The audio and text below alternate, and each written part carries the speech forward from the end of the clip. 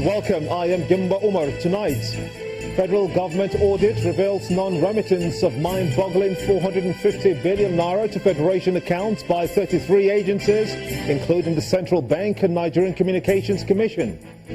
Once again, court denies bail for self-acclaimed leader of indigenous people of Biafra, Nnamdi Kalu, and 3 others. The federal government launches a national guideline for HIV and AIDS prevention and treatment in Nigeria.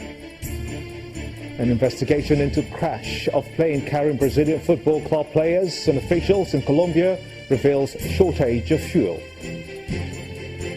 And business news tonight, Nigeria's manufacturing purchasing managers index falls to minus 48.8 in November. And on sports news tonight, Super Eagles technical advisor Gernot Rohr attributes his team's recent success to hunger to play at the 2018 FIFA World Cup. And from Abuja, Senate amends Electoral Act to address controversy over death of candidate before announcement of results.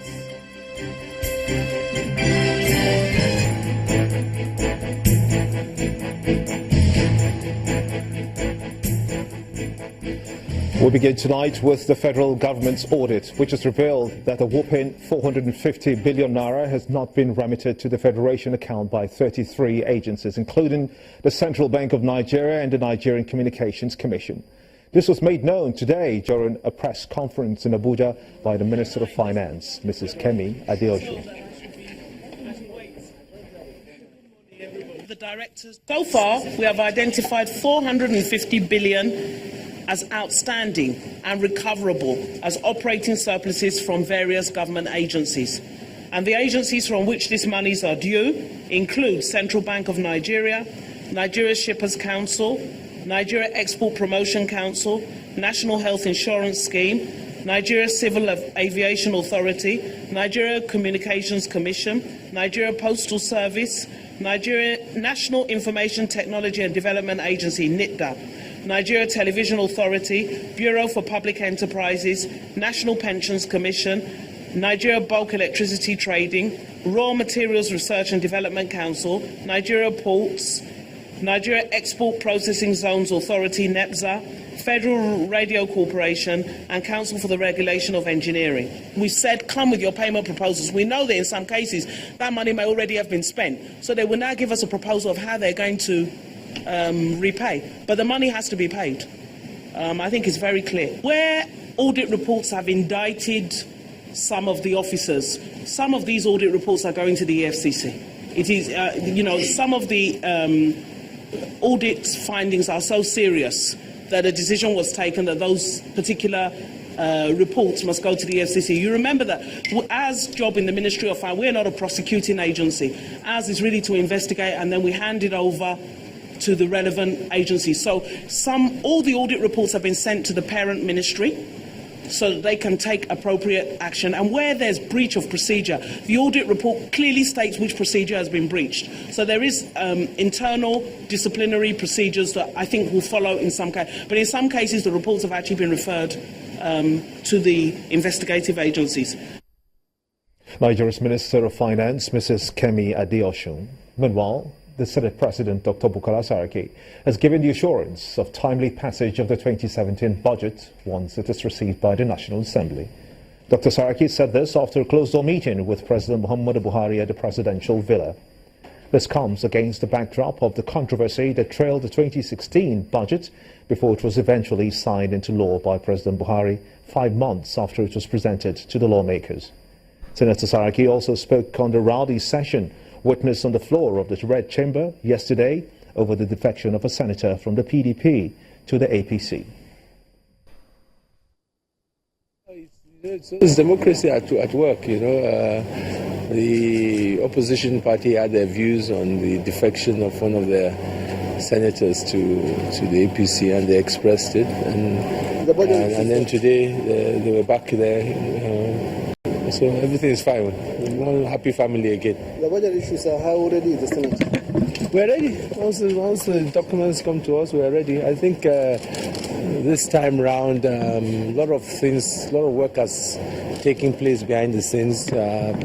been a lot of more collaboration, and I think that you will see the result in the time frame to take after the president releases. But a resolution on the MTF? Well, that's still a work in progress. I'm sure very soon that also will be concluded. But I'm very optimistic that this year's budget will be passed much sooner than what we saw in 2016. Well, I haven't seen the details yet until President lays it. Once President will issue it. How soon will all the details? Well, I'm sure within the next week, 10 days, we'll probably get it. Thank you, sir. Thank you so much. The Senate President, Dr. Bukola Saraki.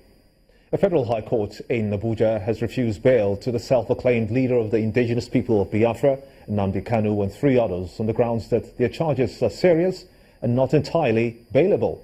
Justice Binta Nyako held that the alternative, she would order an accelerated hearing to determine the fate of the defendants, which should commence not later than 2 months. According to the judge, contrary to claims of the defendants, all charges against them carry sentences of life imprisonment. Mr. Nnamdi Kanu, the self-proclaimed leader of the indigenous people of Biafra, and 3 other accused persons live in the court premises in the company of their lawyers after Justice Binta Nyako of the Federal High Court turned down their application for bail on the grounds that the offences for which they are standing trial are serious enough to continue to detain them. After the ruling, the prosecutor asked the court to order that the trial be conducted in camera in a bid to protect the witnesses who have raised concerns about their identities. But this request was opposed by the defense, who argued that their clients and the court must be given the opportunity not only to hear the witnesses, but also to observe their demeanor during trial. Attempts by the accused persons to speak to journalists was prevented by the security agencies, leading to an altercation, but this did not stop the accused persons from speaking their minds. Nobody can stop Biafra. Biafra is Biafra or death. We are ready to die for Biafra.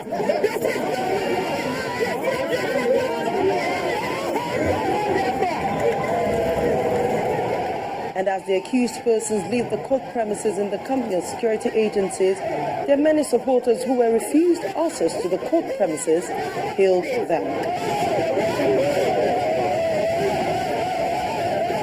They refused to back down, but for the intervention of the defense counsel, Mr. Ifeanyi Ejiofor, who also expressed displeasure with the ruling. We are actually surprised by the ruling, but that notwithstanding, we still have other options to explore in the circumstance. We have the right of appeal against the ruling, but more particular, we are very interested in seeing the matter go on for trial. Nnamdi Kanu and his co-accused persons have been arraigned in 5 different courts to date. First, before a magistrate court which granted him bail, and then Justice Adeniyi Ademola, who also granted bail, before the case was transferred to Justice Ahmed Mohammed, who returned the case file when Mr. Kanu expressed fear that he will not get justice from the court. The case was then transferred to Justice John Soho, who declined bail, but also had to return the case file over similar accusations. And now it is before Justice Binta Nyako. Whether this will be the final court to try and determine the case is a matter of time. Amaka Okafo, Channels Television News. The federal government has launched the national guideline for the treatment, prevention and care for people living with HIV/AIDS in Nigeria as part of activities to mark the 2016 World AIDS Day.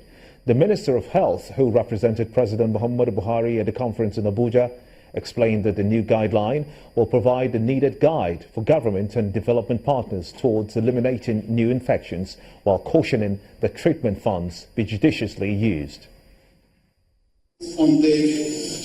And for 4 days, representatives of the federal government, development partners in the health sector, and networks of people living with HIV and AIDS converge on this hall to celebrate the 2016 World AIDS Day in Abuja. The Director General of the National Agency for the Control of AIDS gives the current status of the virus and the challenges he faces trying to control its spread. Almost 1 in 10 people living with HIV globally are in Nigeria. About 600 people acquire the infection every day in our country. Now is the time to tackle the challenges of inadequate domestic funding, shrinking donor support, a weak healthcare supporting system, and a poorly coordinated national response. However, the country director for the United States Center for Disease Control explains how much the American government has invested in treatment and care for HIV in Nigeria. Nigeria, since 2003, has received almost $4 billion to address HIV prevention, care, and treatment. The results so far are encouraging, but we are not satisfied. Meanwhile, the secretary of the Network of People Living with AIDS in Nigeria decries the lack of access to medication by his members. We have less than 1 million that are under ARV treatment. We have a long way to go. Nigeria accounts for 3.5 million people living with HIV and AIDS in this country. We have to fast-track antiretroviral therapy. The Minister of Health, represented President Muhammadu Buhari, assures of government's commitment to fund HIV prevention efforts while appealing for prudent use of resources. I'm aware of the challenges that have arisen in the last few years with regards to the delivery of HIV services in the country. I hereby reaffirm our commitment of ensuring accountability and transparency in the HIV sector. The minister then proceeded to launch the national guideline for the treatment and control of HIV and AIDS in Nigeria.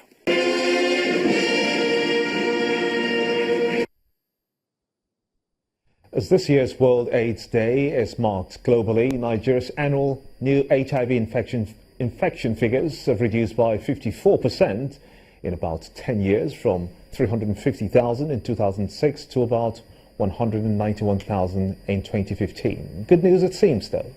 But there are more hurdles for the country to overcome. These include addressing inadequate funding and lifting barriers of HIV and AIDS prevention and treatment services. Our correspondent, Yomi Otaibe, reports. The first human immunodeficiency virus, HIV infection, was recorded in Nigeria in 1986.